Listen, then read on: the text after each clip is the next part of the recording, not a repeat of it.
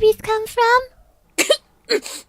Rarity choked on her Earl Grey, making a very undignified snorting sound. She stared at her little sister as if she had sprouted a second head. Sweetie didn't notice at first, and simply kept munching on her cereal.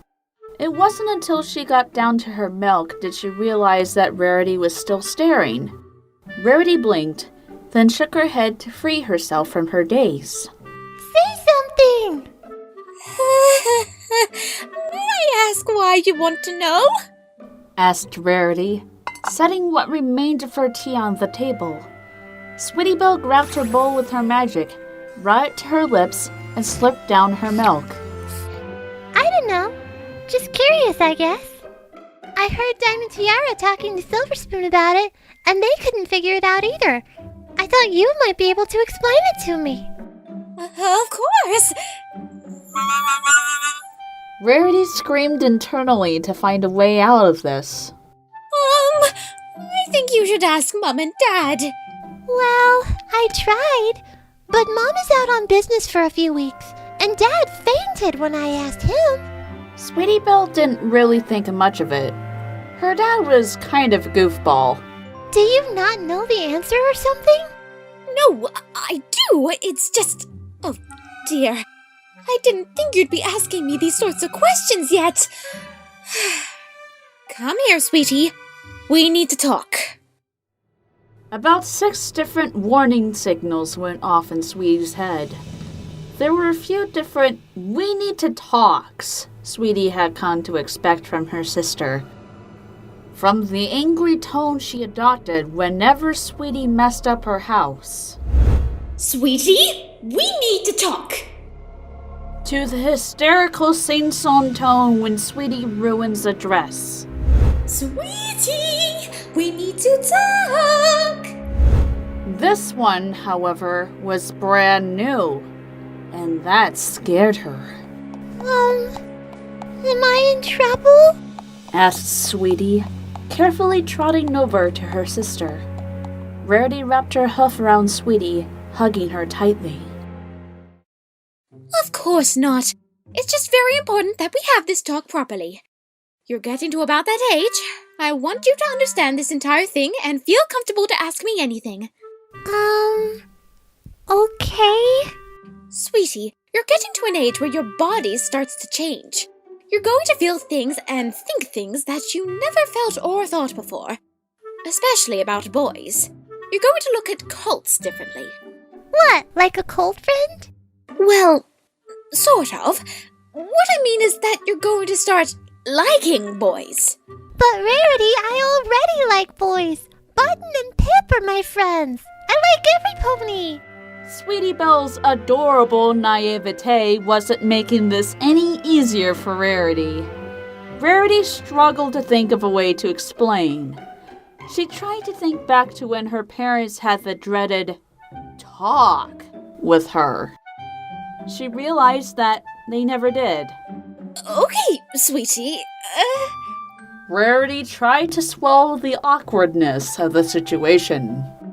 When a mummy and a daddy love each other very much, they sort of cuddle and kiss, and Rarity couldn't continue, but not for the reasons most evident.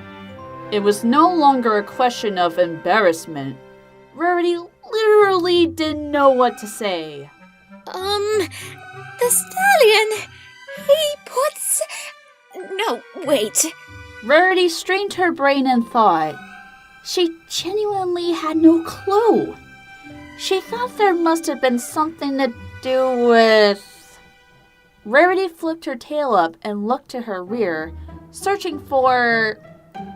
Well, whatever it wasn't there. Rarity? You do know where babies come from, right? Sweetie tilted her head slightly. Right? Of course I know. It's just... Rarity tapped her hoof impatiently. All right, maybe I don't know. I never had much reason to think about it. How can you not know? You're supposed to be a grown-up, Rarity. Sweetie Belle couldn't believe this. How was this possible? Grown-ups have all the answers! No pony has all the answers. Wait just a moment. Ha! Idea! I actually do know some pony with all the answers. Let's go ask her. But Rarity, I have to go to school! Sweetie looked at the clock on the wall. She was already running late. Nonsense. This is far more important.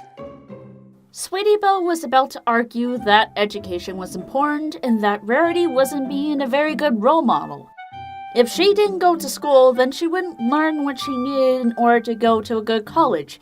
If she didn't go to a good college, she couldn't get a good job. If she couldn't get a good job, then she'd end up homeless and alone.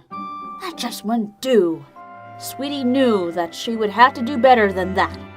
She just had to go to school and learn as much as she could, no matter how boring it was. Then, she remembered that she had a math test today. Okay, Rarity. Whatever you say.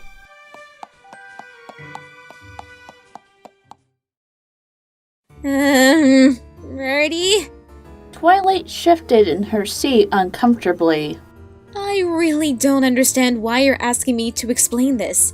I don't even feel comfortable enough to have this discussion with Spike. I think you should really be the one to explain this to Sweetie Belle.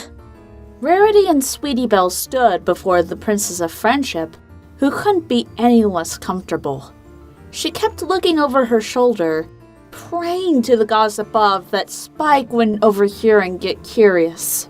Well, I thought an intellectual mare like yourself may be able to explain the intricacies of the process in ways I could not. Furthermore, I would like for you to— She doesn't know either. Nonsense, Sweetie Belle. Of course she knows. Rarity blushed faintly pink and looked away. Wait, Rarity? Do you not know where babies come from? Twilight, please! Let's not make this about me! What's important is that Sweetie Belle gets the education she deserves! No, I think what's important is how your parents never had the talk with you. Rarity frowned slightly. Sweetie, cover your ears! Sweetie Belle looked confused for a moment, but she did as she was told. Twilight, darling, you have to understand. My parents are, well, to put it lightly, my parents are rather— Mom and Dad are kinda dumb. Said Sweetie, her hooves still covering her ears. Why do you think I live with Rarity? I wouldn't have phrased it like that, but it's frankly a miracle I survived my adolescence. She turned to face Sweetie. You can uncover your ears now, darling. So, you want me to explain to you both where babies come from? The sisters before her nodded. I really don't know if I'm the pony for the job. Please, Twilight! You're the smartest mare I know! What's more, I am absolutely certain you can explain it in a way that eliminates as much of the awkwardness as possible. I'm just really curious. I still don't see the big deal. It has to do with a boy and a girl, right? Fine. I suppose I could explain it. So when a mommy and a daddy love each other, they come together and they, well, normally they go on 3 to 5 dates first. Then they get together and they kiss and cuddle. Then the stallion, he... Twilight, it's okay. You can just come out and say it. No matter how weird or gross it is, I think I can take it. I'm sure you can, sweetie. It's just... Twilight scratched her head nervously, occasionally glancing at her rear in search of... something. Oh my Celestia, are you serious? Said Sweetie, growing more and more irate. This just had to be a joke. You don't know either? I'm thinking. This is getting ridiculous! How do neither of you know where babies come from? Hey, you don't know either. I'm 7! Girls! There's no point in arguing. While I agree that you really should know where babies come from, I know that not every pony can possibly know everything. So, I suggest we come together and try to find a solution. Right. So we need to find some pony who can keep a secret. Some pony who we can trust implicitly. Someone who knows even more than I do. That's going to narrow the options a considerable amount. Oh dear. Have you thought of some pony? Twilight nodded grimly, rising to her hoofs. I'll send the letter right now.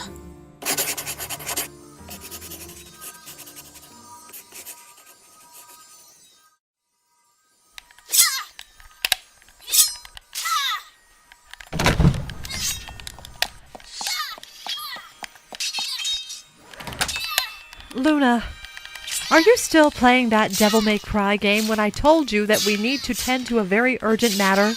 As much as I would love to help you, Celestia, I have some very important work that needs my immediate attention. I'm sure you can handle whatever it is on your own. Dearest sister, as much as I respect and appreciate your love for video games, you also have to tend to important matters in Equestria. All right, you get the weak spot. You're good. Get some help. All right, the minions are coming in. We must attend to an urgent matter involving Twilight, Rarity, and Sweetie Belle right now. Now come with me, sister. Let me take them out. Oh, wait! No! Sister! Sister! No! I can't save right now! This is the final boss! No, please! Celestia!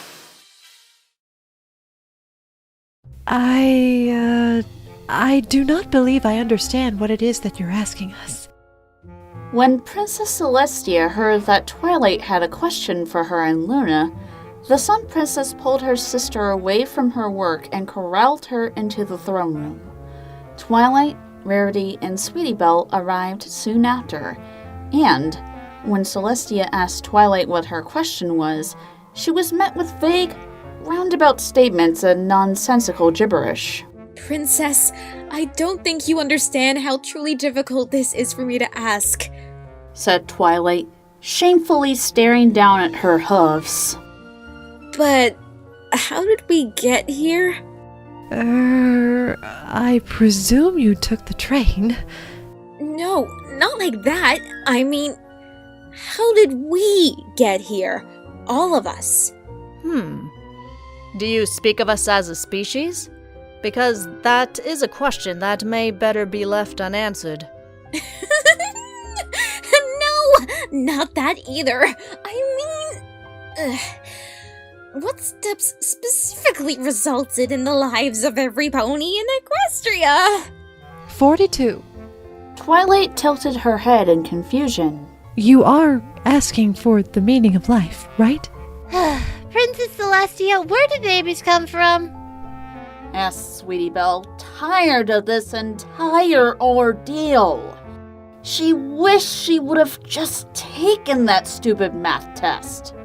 Oh? And why would your sister not tell you?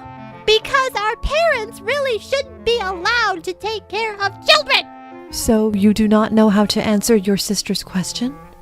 Rarity blushed, looking just about everywhere but directly at Celestia. It never came up. I never needed to know. And Twilight not knowing does not surprise me. She never paid much attention to love magic or anything of that sort, and this does fall under Cadance's domain.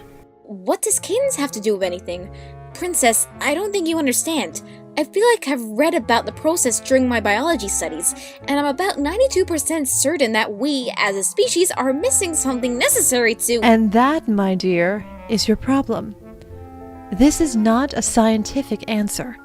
This is firmly rooted in amoramancy, love magic. You said it has to do with Princess Cadance? Celestia nodded. When a mare and a stallion love each other and wish to bear a child, they perform a ritual in their bedroom in the dead of night. What kind of ritual?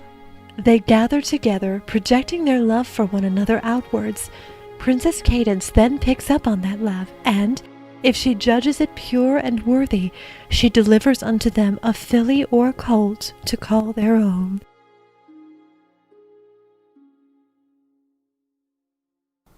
This was a stunning revelation for just about every pony in the room. No pony really knew how to take that. It made sense, in a way, for children to be a gift from the goddess of love. And of course, Cadance would want to ensure that the parents in question truly loved one another. However, though Celestia's explanation answered one question, it raised several more. Then how come ponies know they're going to have a baby before it shows up? And if Cadance judges their love first, why do some parents split up after having their children? How the heck does the baby get into the mom's belly? Celestia raised her hooves, calling for silence. I know not all of the inner workings of the process. For that, you must visit my niece. I hope my answer was sufficient for you all. If you wish to learn more, I suggest a trip to the Crystal Empire. Thank you, Princess, said Twilight, several questions still bouncing around in her head. I appreciate you taking the time to answer this for us. Come on, girls. Let's see if Cadance can clear things up for us. With a wave and a bow from each to the princesses, Twilight, Rarity, and Sweetie Belle departed from the throne room. Celestia watched them go, forcibly smiling as they trotted out. When she was certain that they were gone, she used her magic to summon a roll of parchment and a quill. She hastily began scribbling a letter, much to Luna's curiosity. Who is that for? Cadance. That story you told the girls isn't true, is it? Not in the slightest. And I presume you also have no idea where babies come from? Princess Celestia, the eldest, wisest, most powerful being in all of Equestria, looked at her sister, raising her hoof in protest. For nearly a full minute, the entire throne room was entirely silent. No clue. Luna let out a sigh of exasperation, shaking her head at the events that had transpired. I really hope Cadance knows. I can't believe you pulled me away from the final boss for this. You better watch out to your next cheat day, Celestia, because I promise you there will not be a single slice of cake anywhere in Canterlot. Now, if you'll excuse me, I have to go defeat an evil goat necromancer in order to save the magical land of Fancy, thank you.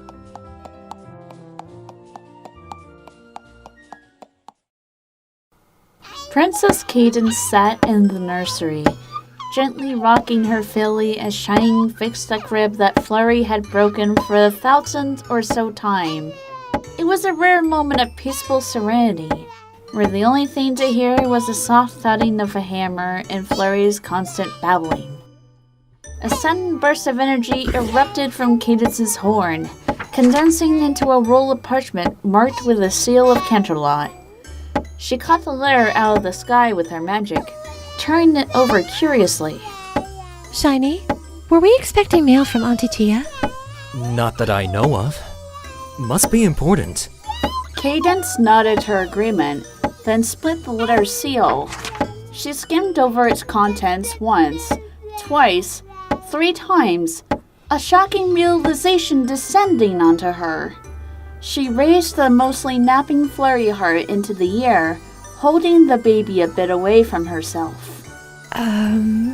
Shiny? Yes, my love? This is going to sound like a strange question. Mm-hmm. Where the hell did this baby come from?